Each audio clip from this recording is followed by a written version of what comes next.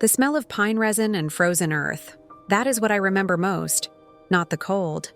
The cold had stopped mattering 3 days before I fell. I was running out of body. That is the only way I can describe it. 4 months of winter, 4 months of hunting with a belly that grew heavier each week, 4 months of sleeping in hollowed logs and beneath rock overhangs while the snow piled higher and the prey grew scarcer. My wolf form had kept me alive longer than my human body ever could have, but even she was failing now. Even she, with her thick fur and sharp senses, could not outrun starvation forever. The mountains had become my prison and my sanctuary. I knew every ridge, every frozen stream, every cave where the wind could not reach. I had mapped them with my paws during endless nights of running, hiding, surviving. The territory stretched vast and merciless around me, and somewhere beyond its borders lay the kingdom I had fled. The kingdom where the Alpha King sat on his throne, believing I was dead. Good, I had thought in those early weeks. Let him believe it. Let him think his orders were carried out.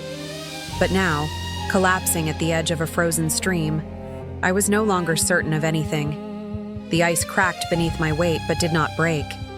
I remember thinking that was fitting. The world refusing to let me sink, refusing to let me end cleanly. I had to lie there instead, my breath shallow, my heartbeat so faint I could barely feel it. But beneath my ribs, lower, deeper, there was another heartbeat. Faster, stronger than mine. My pup, my child, still fighting even as I surrendered. I had been so careful with her. Every hunt, every kill, every moment of rest, all of it had been for her. When the winter storms came and I could not find shelter, I curled my body around my belly and let my wolf take the worst of the cold. When food grew scarce, I ate even when the meat was tough and old, forcing myself to swallow because she needed the nourishment more than I needed comfort. She had become my reason, my only reason. And now we were both going to die because I had trusted the wrong person. I shifted without meaning to. The change took what little strength I had left, and suddenly I was human again. Naked and trembling on the ice, my swollen belly exposed to the winter air. I could not shift back. I tried. I begged my wolf to return, to wrap me in fur and warmth, but she was gone, retreated somewhere deep inside me where I could not reach her. She had given everything she had. There was nothing left. This is how I die, I thought. Not by his order, as I had feared. Not by the blade that had kissed my throat 4 months ago. But here, alone, in the territory I had once called home. The cruelty of it was almost elegant. I closed my eyes. The cold seeped into my bones like water into sand. I could feel my heartbeat slowing, feel my blood growing thick and sluggish. But beneath my palm, pressed against my belly, I felt her move. One last flutter, one last fight. I am sorry, I told her silently. I tried. I tried so hard. I did not expect to open my eyes again. But I did. The first thing I saw was firelight. It flickered against stone walls, casting shadows that danced like living things. I was wrapped in furs. So many furs, and beneath them my skin was warm. Too warm. Fever warm. I tried to move. Pain lanced through my side, my legs, my arms. Every muscle screamed. Every joint ached. My body had been pushed beyond its limits, and now it was demanding payment for every mile I had run, every night I had shivered, every meal I had missed. But beneath the pain, beneath the fever, I felt it again. That second heartbeat, steady and sure. My hand moved to my belly without my permission, still there, still alive. Don't. The voice came from somewhere to my left. Low, rough. A voice I knew better than my own. A voice that had haunted my nightmares for 4 months. I turned my head, and there he was, Kyle. He sat in a chair beside the fire, his elbows on his knees, his hands clasped in front of him. He looked older than I remembered. harder. There were shadows beneath his eyes that spoke of sleepless nights, and his jaw was covered in stubble that told of days without care for appearance. His dark hair was longer, unkempt, pushed back from his face as if by restless hands. The Alpha King of the Northern Territory, looking like a man who had forgotten how to live, looking at me like I was a ghost. For a long moment, neither of us spoke. The fire crackled. The wind howled outside. And I lay there, trapped between the man I had loved and the man I had been told wanted me dead. "You were dead," he said finally. His voice cracked on the last word. "They found blood. They found your dress, torn apart by the river. They found tracks leading to the water, and then nothing." He stopped, swallowed. "I sent search parties for weeks. I walked those banks myself until my legs gave out. I buried an empty coffin, Yelena. I mourned you for 4 months. I opened my mouth to speak, but nothing came out. My throat was raw, my lips cracked and bleeding. I had not spoken in so long. In wolf form, there was no need for words. Only instinct, only survival." He rose from the chair and crossed to me. I flinched. I could not help it. The memory came rushing back. Irina's face in the candlelight, her hand on my shoulder, her voice soft with false sympathy as she told me what awaited me at dawn. He saw the flinch. He stopped. Something shifted in his expression. The hardness cracked, and beneath it I saw something raw, something wounded. "Who told you?" His voice was barely a whisper now. "Who made you run from me?" I shook my head, not because I would not answer, but because I did not have the strength. The fever was pulling me back under, dragging me toward darkness. My vision blurred. The firelight smeared into streaks of gold and shadow. "Yelena!" He knelt beside the bed, close enough to touch, but he did not touch me.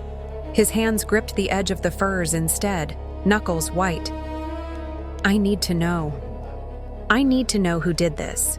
Who took you from me?" I managed one word before the darkness claimed me again. "Irina." The fever held me for 2 days. I know this because Kale told me later, his voice heavy with exhaustion. 2 days of burning. 2 days of murmuring words that made no sense, crying out against enemies only I could see. 2 days of his hand holding mine while the healer forced water and broth between my cracked lips. When I finally surfaced, truly surfaced, I was alone. The fire had burned lower, but the room was still warm. Faint daylight filtered through a narrow window, casting pale squares on the stone floor.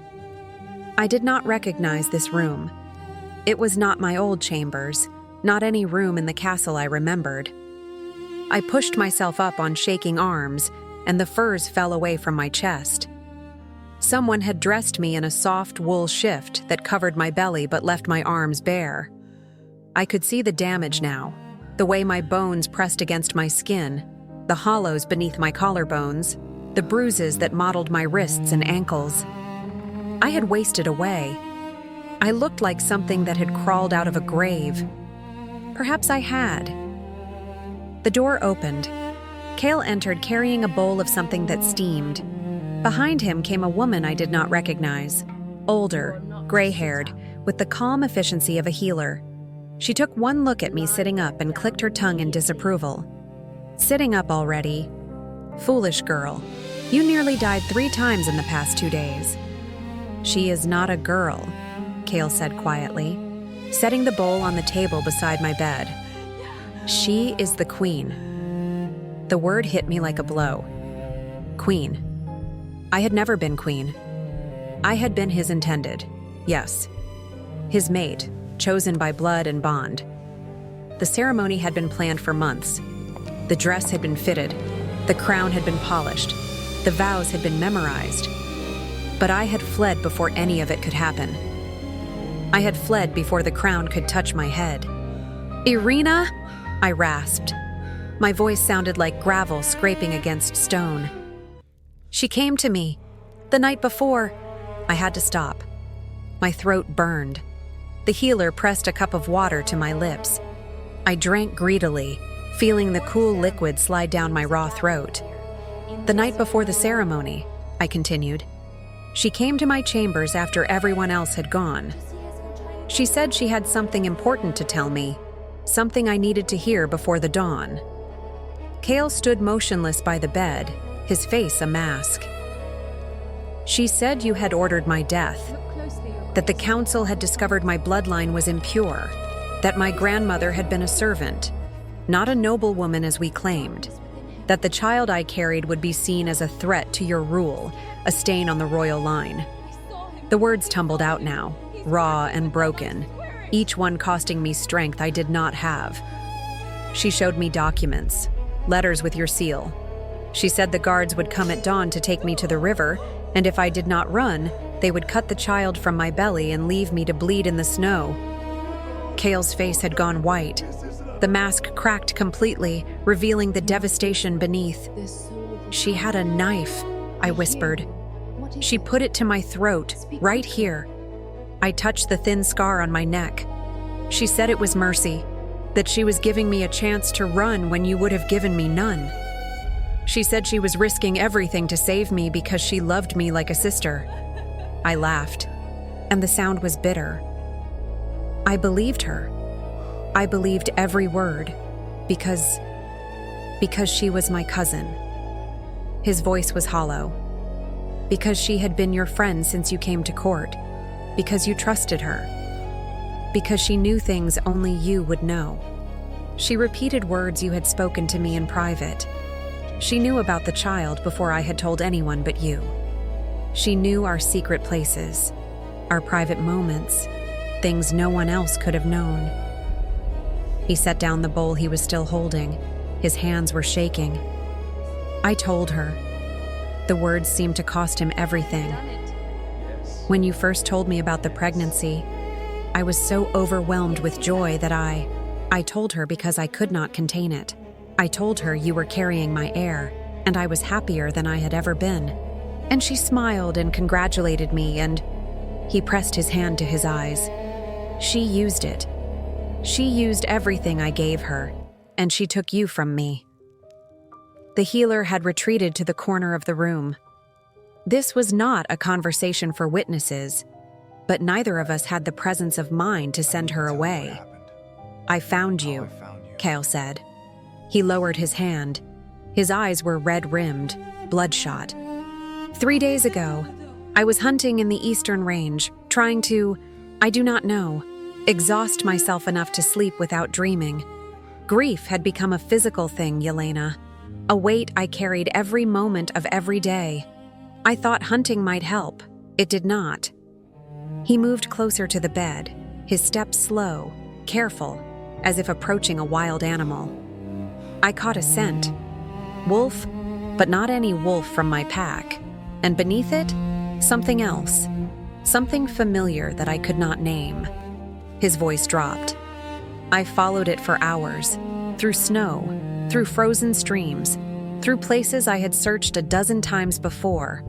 And then I saw you, lying on the ice, human, barely breathing, your belly swollen with child. I thought I was hallucinating. I thought grief had finally driven me mad. He reached out. His hand hovered over my belly, not quite touching. And then I felt it. I held my breath. The heartbeat, he said. Our child's heartbeat. I could feel it through the bond, Yelena. Before I even touched you, before I confirmed you were real, I could feel our pup, alive inside you. The bond between an alpha and his child. It sang through my blood like fire. His voice broke completely. And I knew everything I had believed was a lie. You had not drowned in the river like they said. You had not been torn apart by wild animals. You had been running, surviving, protecting our child for 4 months while I mourned you. I reached out and took his hand. I placed it on my belly. The child moved. Kale made a sound I had never heard from him before, something between a laugh and a sob. He pressed his palm flat against my skin, and I watched his face transform. The hardness melted away. the shadows lifted. For one moment, he was not the Alpha King, not the ruler of the Northern Territory, not the man who commanded armies and united packs through sheer force of will. He was just a father feeling his child move for the first time.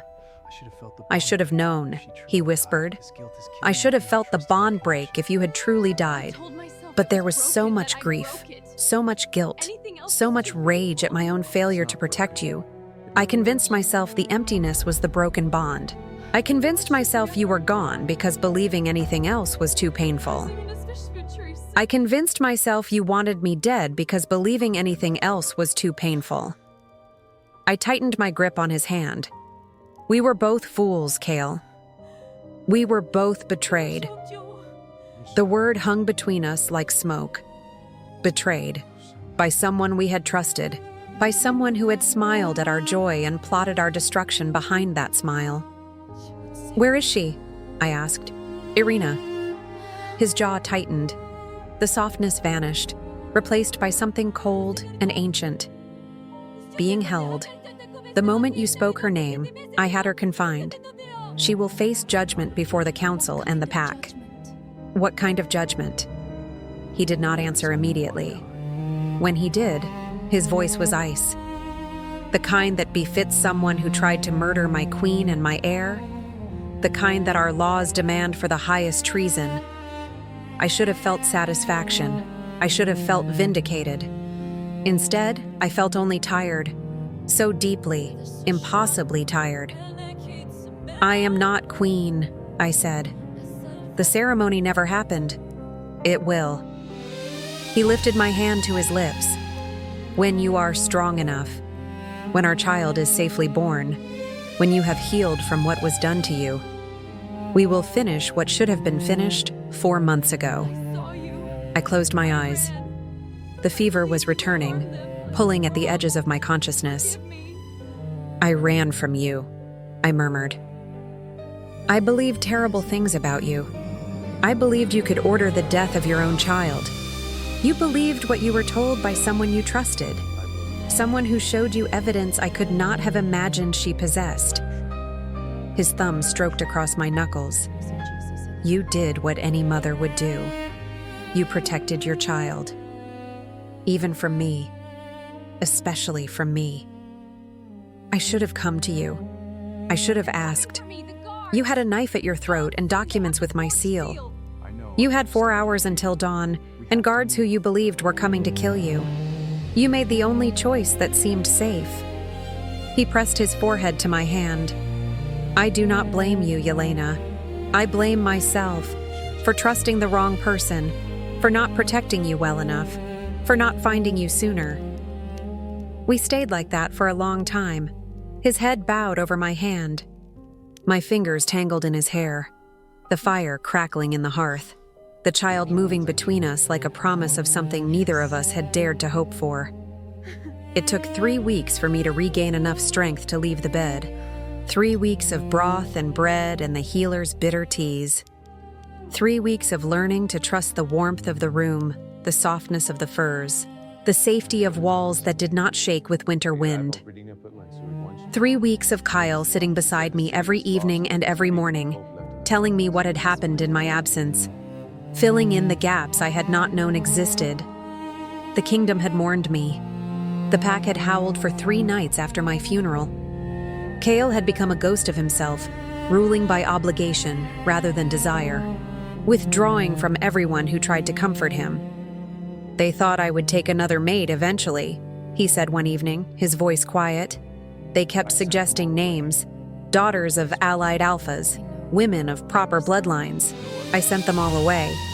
Why? He looked at me as if the answer were obvious. Because you were the only one, Yelena, dead or alive. You were the only one I wanted. My wolf stirred inside me, responding to his words. She had been slow to return, wounded and wary. But she recognized her mate. She recognized the bond that had never broken, only stretched thin across mountains and months. The trial happened on a gray morning in late winter.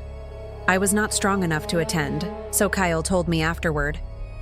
Irina had confessed everything, the forged documents, the stolen seal, the lies she had whispered in my ear. She had wanted the throne. She had wanted Kale. When she learned I was pregnant, she understood her chance was slipping away, and she chose destruction over defeat. She thought if you disappeared, I would eventually turn to her, Kyle said.